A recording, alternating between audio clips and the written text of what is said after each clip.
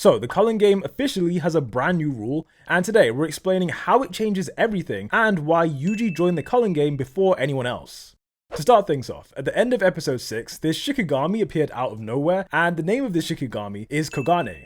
Remember, at the beginning of season 3, Tengen said that every Culling Game player would receive a Kogane for themselves, and its purpose is to just, help with updates about the game and allow players to change the rules.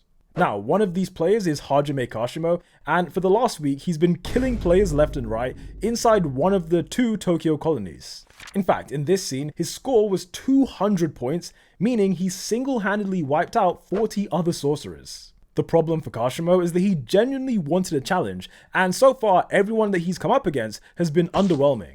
That's why he decided to spend 100 points to create the first new rule, since this rule would allow him to find the strongest players in the game. According to this brand new rule, players can now search for information about other players, including their name, their points total, and also the colony that they're inside. With this information, Kashimo's ultimate goal was to find Sukuna, who he specifically name-dropped at the end of episode 6. This is what brings us to Sukuna's vessel, because when Kashimo added the new rule, Kogane made the announcement to Yuji himself. What's strange about this is that so far, Yuji, Megumi, and everyone here, they hadn't entered the Culling Game yet. Despite that, Yuji was already being counted as a Culling Game player, and the reason for this is Sukuna. As we know, Kenjaku made deals with tons of ancient sorcerers to join the Culling Game, and in exchange, he offered to bring them back to life inside new bodies. Just like Kashimo, Sukuna is one of the ancient sorcerers who made this deal to join the game, and if Sukuna is a player, that means his vessel is the actual player. The only difference between Sukuna and Kashimo is that Kashimo has 100% control over his vessel, whereas for Sukuna, his vessel is just so strong that he's trapped inside it. Now, for Megumi, this was pretty confusing, because during season 2, Kenjaku said that he chose the vessels for the ancient sorcerers. If this is true, it means that Kenjaku chose Yuji to be Sukuna's vessel, but to Megumi this didn't make sense, since it looked like Yuji ate Sukuna's fingers out of his own free will. That being said, based on Kenjaku's words, he's the one who decided that Yuji would be Sukuna's vessel, and at this moment, we don't know how he did it. Anyhow, thanks to Kashimo's new rule, it meant that the plan for Yuji and the rest of Jujutsu High, it changed in a big way. Because of the new interface, they could now search for which players had 100 points or more, and as we know, 100 points is what you need to spend to add a new rule. Right now, one of Jujutsu High's main goals is to add a rule that can save Megumi's sister, because if they don't do something, then the existing rules will kill her in roughly a week's time. However, now that they can search for players who have 100 points, the quickest way to save Tsumiki is to find one of those players and basically force them to add a new rule. Doing that is way easier than killing 20 sorcerers each, which is what they were going to do before Kashimo made the change. Now, at this moment, there are only 2 players with 100 points, and those players are Kashimo, who's in the 2nd Tokyo Colony, and Higuruma, who's in the 1st Tokyo Colony. Jujutsu High's mission is to hunt down both of these sorcerers, and get one of them to add a rule that will allow players to transfer points. If players could transfer points, then it would genuinely save Tsumiki's life, because when we look at the current rules, it says that players will die if their score stays the same for 19 days. To put it another way, every 19 days, a player has to kill at least one other person, and this is something that Tsumiki would never do. However, if exchanging points was allowed, then Tsumiki wouldn't have to kill anyone, since they could just change her score by sending her points when she needs them. Therefore, adding this rule is their main priority, and their second priority is to find Angel. Previously, Tengen mentioned how Angel is a sorcerer from 1,000 years ago whose technique allows her to cancel other techniques. With this power, she has the potential to open the back of the prison realm, and if she did that, then Gojo would be free. The one problem is that Angel's name isn't on the list, because in the Culling Game, ancient sorcerers are forced to use the names of their vessels. That's why, if you tried to look for Sukuna, you wouldn't find him, because technically speaking, the name of the player is Yuji Itadori. In Angel's case, the name for her vessel is Hana Kurusu, but seemingly Tengen and everyone else doesn't know that. All they know is that she looks like an angel, and she's in the 2nd Tokyo Colony. This eastern colony is the same one as Kashimo, and so for that reason, Hikari volunteered to go there. As the strongest and eldest sorcerer here, he felt like it was his job to hunt down Kashimo, while Panda could use his good nose to look for Angel. Meanwhile, Yuji and Megumi would handle the other colony in Tokyo, and would search for Higuruma for the reason we already mentioned. Even though these pairings make sense, Yuji was concerned about being alone with Fushiguro, since Sukuna straight up said that he was planning to do something to Megumi. But, at this stage, Megumi was just tired of hearing about it. Oh yeah, one last thing to mention about Hikari is that he isn't helping them just because they're friends now. His actual plan is for everyone here to help him when the Culling Game is done. Remember, Hikari's goal is to change the Jujutsu regulations to legalize his fight club and hopefully expand it in the future. To do this, he needs help from other sorcerers, and considering Megumi is the head of the Zenin clan, changing the regulations should be easy.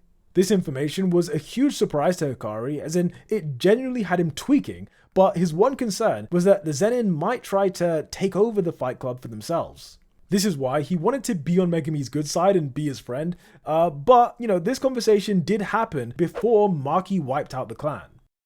Now, before we move on, I should mention that at the very start of the episode, we got a nice cameo from Sasaki, who was Yuji's friend from the first episode. Back then, Sasaki and Yuji were part of the Occult Research Club alongside this other guy, and it was their activities that led to Sukuna's reincarnation. In this scene, Kenjaku approaches her in this mystical place, which he describes as being a space between dreams and reality. Inside this space, he offers her one chance to leave the Culling Game, and he made this offer to thousands of other people as well. Remember, all of these Culling Game barriers just appeared out of nowhere, and so naturally there are a lot of innocent people who found themselves waking up inside a colony. Luckily, each of the civilians get one chance to escape, which is something that Tengen predicted would happen. Understandably, Sasaki made the sensible choice to leave, and as she exits the barrier, Kenjaku thanked her for getting along with his son. This is the first time that Kenjaku in Geto's body has acknowledged that Yuji is his child, since back in Shibuya, he only referred to him as being Sukuna's vessel. As a side note, this moment with Sasaki happened on November the 1st, so only a few hours after the Culling Game had begun, and already you had giant shikigami and pterodactyls just tearing the place up. Anyhow, when it comes to the rest of the episode, on November the 11th, Hikari and Panda entered Tokyo Colony 2, while Megumi and Yuji entered Tokyo Colony 1.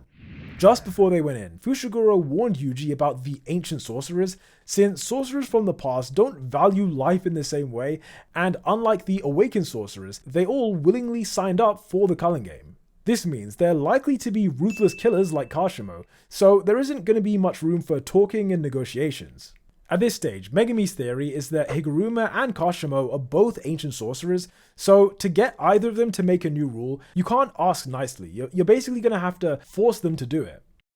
Now, once these two stepped inside the barrier, they instantly got separated due to one of the unknown rules of the Culling Game. The way it works is that when players enter a barrier, they get teleported into the sky, and they start falling from one of these 9 locations. The purpose of this is pretty much just to awaken the abilities of an awakened sorcerer, and essentially is putting them in a life or death situation that forces them to use their powers. This experience is naturally super confusing, and inside the colony, there were a team of sorcerers ready to kill new players. One of these people is an awakened sorcerer called Rin Amai, although he was forced into the role by 2 other awakened sorcerers. These 2 are a couple called Haba and Hanyu, and their techniques are directly related to aircrafts. For Hanyu, her technique transforms her hair into a mini aeroplane, and she uses this to slam into new players. Meanwhile, Haba has a pretty strong propeller on his head, but ultimately both of them were defeated by Yuji's superhuman strength. Following this kick, Haba was knocked out, so he wasn't able to give any information about Higuruma, but luckily for Yuji, Amai was willing to. The reason for this is that number 1, Yuji just saved him from being Haba's slave, and number 2, he actually knows Yuji from their hometown, even though Yuji doesn't remember him. As payback for being saved, Rin reveals that Higuruma is in an area that I'm not even going to try to pronounce, but what was suspicious about this is that Megumi was told something completely different. For context, after getting separated from Yuji, Fushiguro was attacked by this random awakened sorcerer called Remy. In the end, Remy agrees to take Fushiguro to Higuruma, and in exchange, he has to protect her. So yeah, her whole thing is that she's incredibly weak and that she needs someone to kind of watch over her, and at the end of the episode, she claims that Higuruma is in Shinjuku. For that reason, either Yuji or Megumi are being lied to in this moment, but as things stand, it's not revealed who's telling the truth. With that said, my friends, we've explained the new rule change to the Culling Game, we've explained the new plan for Jujutsu High, and we've explained a couple other things as well. As a reminder, there's apparently no new episode next week. This is what I was seeing online. So I'll try to release something else instead, maybe like a list video or maybe a spoiler video for Modulo if that's coming out. The possibilities are endless. So yeah, be sure to subscribe with notifications on. As always, thank you for watching, and until the next one, peace out.